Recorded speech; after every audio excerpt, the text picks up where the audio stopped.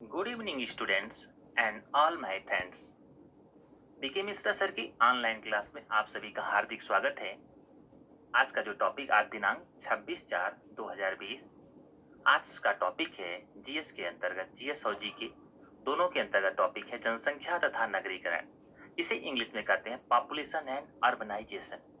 ठीक है, सबसे पहले हम जानते हैं कि जनसंख्या के बारे में। तो जनसंख्या को हमने क्वेश्चंस में डिवाइड किया हुआ है। हमारे क्वेश्चंस आप यहाँ देख रहे होंगे, question number 1, question number 2, question number 3, question number 4 और क्वेश्चन नंबर 5। ये 5 प्रश्न है। 5 प्रश्नों में हमने जनसंख्या टॉपिक जो है आपका है, पॉपुलेशन जो टॉपिक है उसको समझाने का प्रयास किया हुआ है। और उस टॉपिक पर जाने से पहले हम एक स्टेटमेंट हम कोट करेंगे। वह स्टेटमेंट है पंडित जवाहरलाल नेहरू का। पंडित जवाहरलाल पीटी नेहरू अर्थात पंडित जवाहरलाल नेहरू का है। पंडित जवाहरलाल नेहरू जो भारत के प्रथम प्रधानमंत्री थे, उन्होंने जनसंख्या के संदर्भ में एक महत्वपूर्ण स्टेटमेंट दिया था। वह स्टेटमेंट क्या है? Population control will not solve all over problems but other problems will not be solved without it. इसका क्या अर्थ हुआ मेरे प्यारे मित्रों? Population control will not solve, population control will not solve, population control से नहीं सॉल्व किया जा सकता, नहीं सॉल्व हो पाएगा ऑल आवर प्रॉब्लम्स, हमारी सारी समस्याएं, बट किंतु अदर प्रॉब्लम्स, किंतु अदर मीन्स होता है दूसरी, अदर प्रॉब्लम जो दूसरी समस्याएं हैं will not be solve without it, बिना इसको सॉल्व किए वह समस्याएं नहीं सॉल्व की जा सकती। इसका मतलब है कि हमें पॉपुलेशन कंट्रोल पर ध्यान देना होगा। ठीक है, अब हम देखते हैं यहाँ पर जनसंख्या। जनसंख्या का हमने जो 4 क्वेश्चंस आपको डिवाइड किए हुए हैं, वो 4 क्वेश्चंस क्या है? पहला क्वेश्चन है जनसंख्या क्या है? इसका मतलब है what is population. What is population? तो पॉपुलेशन का क्या मतलब है ये आपको नीचे दिया हुआ है। The people of a country और its real wealth. The people of a country और इट्स रियल वेल्थ, इसका मतलब जो पीपुल हैं, लोग हैं एक देश की, वह उसके वास्तविक धन है। वेल्थ मीन्स धन। It is they who make us of the country's resources and decide its policies. Ultimately, a country is known by its people. ठीक है, तो सामान्य रूप से हम देखें तो जनसंख्या क्या है? तो यहाँ पर देखिए, किसी भौगोलिक क्षेत्र, सामान्य रूप से जनसंख्या की क्या परिभाषा होगी? किसी भौगोलिक क्षेत्र या देश में निवास करने वाले लोगों की संख्या को जनसंख्या कहते हैं। दूसरा प्रश्न हमारा क्या है? दूसरे प्रश्न की तरफ आप ध्यान दीजिए। जनसंख्या के महत्वपूर्ण सिद्धांत कौन कौन से हैं? It means important principles of population. जनसंख्या के महत्वपूर्ण सिद्धांत कौन कौन से हैं? तो महत्वपूर्ण सिद्धांतों में कुछ नाम आते हैं, जैसे माल्थस का जनसंख्या का सिद्धांत, दूसरा है हमारा अनुकूलतम जनसंख्या का सिद्धांत, तीसरा है जनांकीय संक्रमण सिद्धांत, चौथा है सामाजिक केशकत्व का सिद्धांत और पांचवा है नियो माल्थसवाद। तो हम एक एक सिद्धांतों को देखते जाते हैं शॉर्ट में। माल्थस का जनसंख्या सिद्धांत क्या कहता है? तो समझ लीजिए, टी.आर. माल्थस की पुस्तक है, टी.आर. माल्थस की पुस्तक है an essay on the principles of population, और जो 1798 में प्रकाशित हुई थी। और इसमें उन्होंने जनसंख्या के संबंध में अत्यंत ही निराशावादी दृष्टिकोण रखा। अब यहाँ पर ध्यान में रखना है कि वह निराशावादी दृष्टिकोण क्या है। इनके अनुसार जनसंख्या में वृद्धि ज्यामिति माला, ज्यामिति माला क्या है? 2, 4, 8, 16 और 32 में होती है। 2 दूना 4, दूना 8, दूना 16, दूना 32, अर्थात गुणा के फॉर्मेट में होती है। ठीक है, जबकि खाद्यान्न में वृद्धि अंकगणितीय माला, अंगणित कैसे है? अंगणितीय माला मतलब गिनती 1, 2, 3, 4 में होती है। इसके परिणाम स्वरूप अति जनसंख्या की स्थिति होगी, और यदि उसको प्रतिबंधित नहीं किया गया तो कुछ नैसर्गिक प्रतिबंध जैसे अकाल, भूखमरी, महामारी, भूकंप उत्पन्न होंगे और जनसंख्या कम हो जाएगी। और माल्थस ने इसे जनसंख्या जाल अर्थात पॉपुलेशन ट्रैप कहा। इसका मतलब जिस तरह से हमारी जनसंख्या में वृद्धि हो रही है उस तरह से हमारे खाद्यान्न में वृद्धि नहीं हो रही है, तो ऐसे जनसंख्या को अच्छे रूप से गरिमापूर्ण जीवन और उनके जो बेसिक नीड्स है उनके साथ वो सरवाइव नहीं कर पाएंगे, क्योंकि जनसंख्या तो बढ़ रही है। जनसंख्या बढ़ने के साथ क्या हो रहा है, यहाँ पर हमारी जो खाद्यान्न की वृद्धि है वह नहीं बढ़ पा रही है। ठीक, अब हम दूसरे सिद्धांत की तरफ चलते हैं जो हमारा है अनुकूलतम जनसंख्या का सिद्धांत। अनुकूलतम जनसंख्या का सिद्धांत क्या कहता है आपका?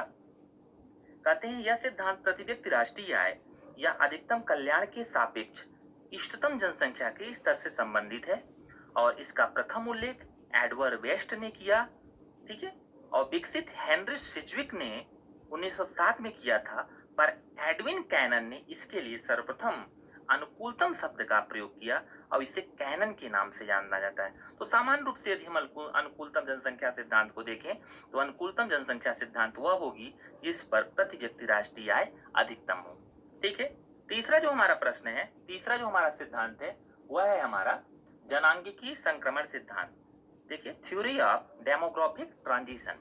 जनांगीय संक्रमण सिद्धांत का प्रतिपादन वैसे 1929 ईस्वी में डब्ल्यू ए थॉमसन ने किया था, पर इसे व्यवस्थित था वैज्ञानिक स्वरूप देने का श्रेय फ्रैंक नोटेस्टीन को है और फ्रैंक नोटेस्टीन को ही जनांगीकी का जनक कहा जाता है।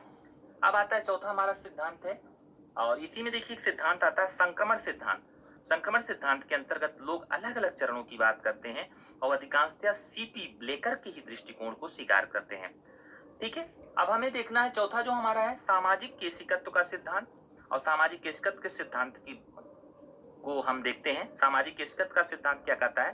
कहते हैं इसके अनुसार आर्थिक विकास के साथ अधिक बच्चों की इच्छा में गिरावट होती है और प्रजनन दर में कमी होती है।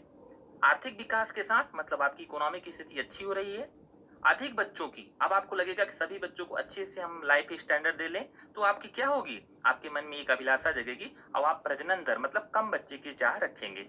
यहाँ पर सामाजिक केशिकत्व का सिद्धांत क्या कहता है? इस सिद्धांत के अनुसार आर्थिक विकास के साथ अधिक बच्चों की इच्छा में गिरावट होती है और प्रजनन दर में कमी होती है, तथा साथ ही सार्वजनिक स्वास्थ्य सेवाओं में वृद्धि के कारण मृत्यु दर में भी कमी हो जाती है। मतलब हर व्यक्ति तक स्वास्थ्य सेवाओं की सुलभता हो जाती है, जिससे वह अपने आप को तमाम डिजीजेस से बचा पाता है और उसकी मृत्यु की जो संभावना होती है घट जाती है, मतलब वो ज्यादा समय तक जीता है।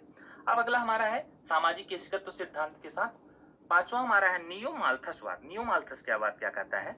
इस स्कूल के अर्थशास्त्रियों में प्रमुख रूप से ड्रिसडेल, मैरी स्टोपस, मार्गरेट सिंगर है, और जिन्होंने परिवार नियोजन तथा परिवार नियोजन मतलब फैमिली प्लानिंग तथा संतति निग्रह पर बल दिया। संतति माने संतान को निग्रह कंट्रोल करना, संतति निग्रह पर बल दिया है।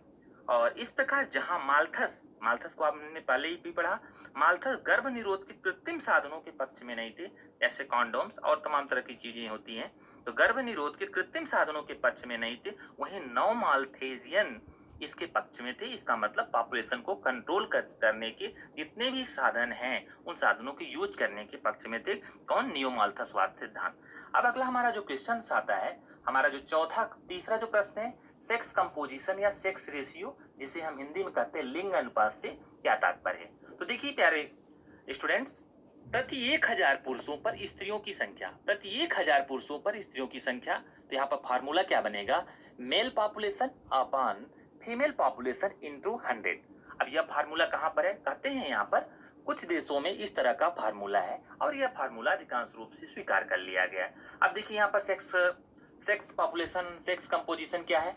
तो कहते हैं the number of women man in a country is an important demographic characteristics. The ratio between the number of women and men in the population is called the sex ratio. अब हमारा देखिए जो यहाँ पर है, जो हमारा जो चौथा क्वेश्चन है वह है जनसंख्या सिद्धांतों या नीतियों से संबंधित पारिभाषिक शब्द कौन कौन से हैं? तो पारिभाषिक शब्दों में आता है क्रूड या अशोधित जन्म दर, शोधित जन्म दर, जनसंख्या की वृद्धि दर, कंट्रासेप्टिव रेट और शून्य जनसंख्या वृद्धि। तो इन सब परिभाषाओं को हम देख लेते हैं।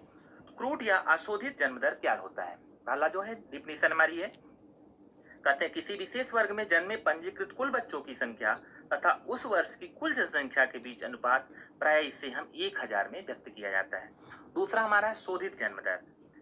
जब हम अशोधित जन्म दर में उन बच्चों के लिए जो पंजीकृत नहीं है तथा इस आधार पर जिन्हें अशोधित दर में सम्मिलित नहीं किया है 5% और जोड़ देते हैं तो अशोधित जन्म दर शोधित जन्म दर हो जाती है।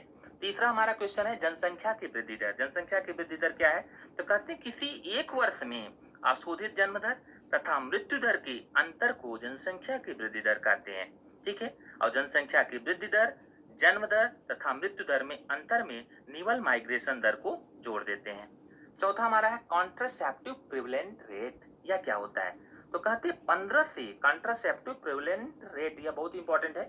कहते 15 से 15 से 49 वर्ष के बीच स्त्रियों का जो विवाहित या सहचरित, विवाहित मतलब जिनका विवाह हो चुका है, सहचरित का मतलब होता है जो लिव इन रिलेशन में रह रहे हैं, जो स्वयं या जिनका सहचर किसी न किसी प्रकार का प्रजनन निरोधी उपाय अपनाता है, वो कंट्रासेप्टिव प्रिवेलेंट रेट के अंतर्गत आता है। अगला हमारा है शून्य जनसंख्या वृद्धि। शून्य जनसंख्या वृद्धि क्या है? तो कहते हैं उस स्थिति में जबकि जन्म दर तथा मृत्यु दर बराबर हो तो जनसंख्या की वृद्धि दर शून्य हो जाएगी। ठीक है। अब हमारा जो पांचवा प्रश्न है, पांचवा प्रश्न क्या कहता है? जनांगीकी संक्रमण सिद्धांत और इसके निष्कर्षात्मक तथ्य क्या कहते हैं, इसको हम अगले पेज में देखते हैं। वो अगला पेज, ठीक है। तो जो हमारा अगला पेज है उस अगले पेज को देखिए। यहाँ पर अगला पेज है जो जनसंख्या एवं नगरीकरण है, वह नगरीकरण क्या दर्शाता है? यहाँ पर जनांगीकी संक्रमण सिद्धांत के निष्कर्षात्मक सार को हम देख लेंगे। पहले इसमें अवस्थाएं बतलाई गई हैं। इस अवस्थाओं को हम देखेंगे सीपी ब्लेकर महोदय के अनुसार। सीपी ब्लेकर महोदय के अनुसार हम देखेंगे जो जनांगीकी संक्रमण सिद्धांत के 5 अवस्थाएं बताई गई हैं। इनमें हम देखेंगे जन्म दर, मृत्यु दर, जनसंख्या वृद्धि तथा आकार की वृद्धि को देखेंगे। तो पहला जो इसमें हमारा है, पहला क्या है? पहली अवस्था क्या होती है? प्रथम, देखिए यहाँ पर प्रथम फर्स्ट स्टेज जन्म, मृत्यु दर और जनसंख्या वृद्धि आकार, मतलब किस अवस्था में किस तरह का जन्म होगा, किस तरह की मृत्यु होगी और जनसंख्या वृद्धि दर तथा आकार की स्थिति क्या रहेगी। तो देखिए यहाँ पर प्रथम अवस्था जो है, प्रथम अवस्था है, प्रथम अवस्था को बोलते हैं कृषि प्रधान स्वरूप, अर्थात इस अवस्था में कृषि की प्रधानता रहेगी, मतलब कृषि करने वाले लोगों की ज्यादा लोग रहेंगे। इसमें ऊंची जन्म रहेगी, जितने लोग जन्म लेंगे वैसे ऊंची स्तर पर मृत्यु होगी, मतलब चिकित्सकीय सुविधाएं यहाँ पर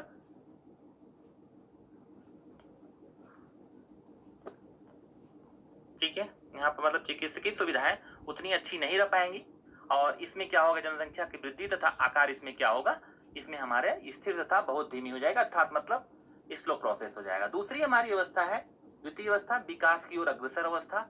इसमें जन्म दर ऊंची तथा मृत्यु दर की कमी होगी और इसमें तीव्रतम जनसंख्या वृद्धि आएगी। ठीक है। तीसरा हमारा क्वेश्चन, तीसरा जो स्टेज है, ये तीसरी अवस्था को बोलते हैं औद्योगिक तथा कृषि विकास, और इस अवस्था में भारत आता है।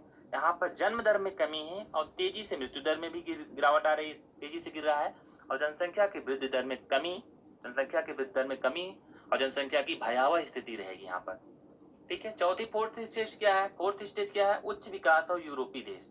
इसमें नियंत्रित जन्म दर नियंत्रित नीची दर पर रहेगी तथा मृत्यु दर नियंत्रित तथा नीची दर पर रहेगी और स्थिर जनसंख्या तथा गिरने की संभावना रहेगी, मतलब यहाँ पर पॉपुलेशन एक स्टेज स्थिर रहेगा और यहाँ पर कुछ संभावनाएं रहेगी इसको फॉल डाउन होने की।